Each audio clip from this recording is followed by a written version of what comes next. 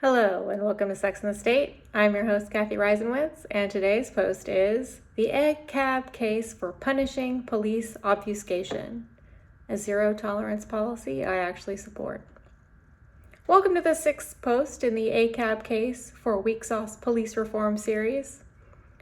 Today, we're keeping the accountability train rolling with a post about one of the biggest barriers to police transparency and accountability, police obfuscation.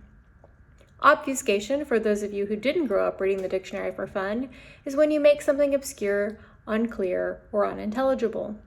Obfuscation is pretty antithetical to transparency and accountability. This post will briefly cover 4 common ways cops and departments obfuscate, along with some examples, and I'll introduce the most obvious solution to this problem.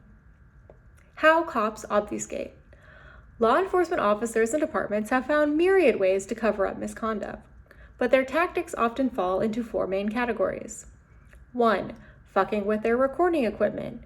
2. Hiding the recordings that do exist. 3. Disregarding laws requiring them to report their behavior. 4. Punishing people who attempt to tell the truth about them. Let's quickly go over each method of officer obfuscation along with a few examples. 1. Subverting surveillance. Proving that police abuse happened often comes down to the suspect's word against the officers, which is a problem since suspects are generally perceived as less reliable witnesses than cops. That's often a misperception, but that's a topic for another post. Another problem is that cops tend to target the people they think are least likely to be believed. For example, Daniel Holtzclaw raped 8 different women while working as an Oklahoma City police officer. He got away with it for so long in part because he chose to rape Black women with criminal backgrounds. Citizens with smartphones have definitely helped. They've been especially useful for bringing instances of excessive force into public awareness. Another proposed solution to this problem is requiring cops to wear body cameras while on duty.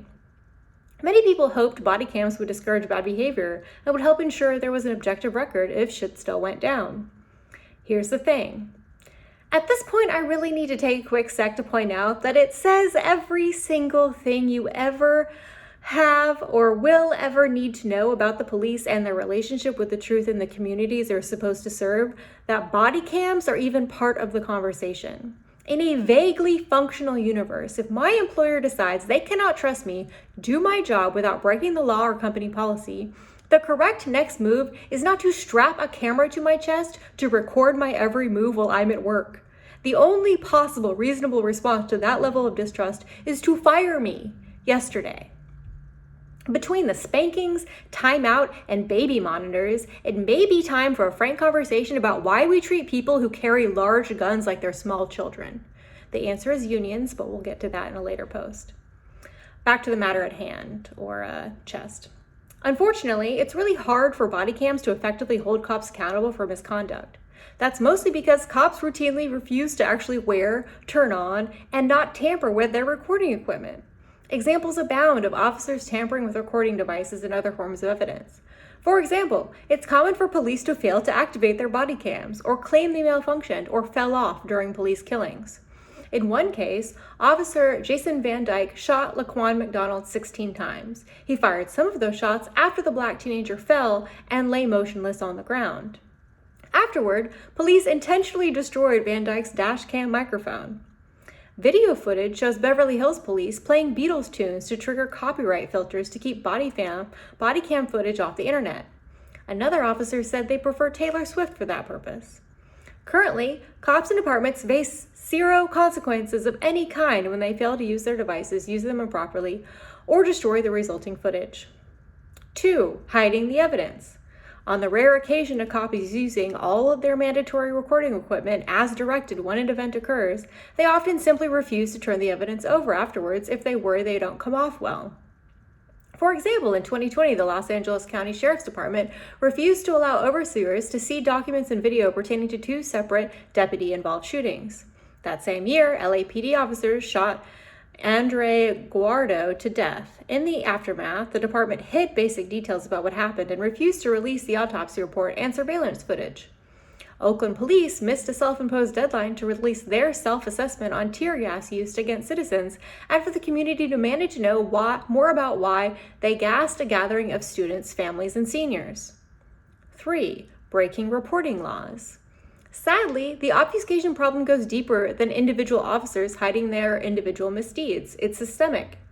Entire departments thwart transparency by simply refusing to keep adequate records of their activity, even when the law requires them to do so. For example, the Office of Inspector General, OIG, found serious problems with the Chicago Police Department's records management and production system in June 2020. A year later, OIG found CPD had made 0 substantive changes.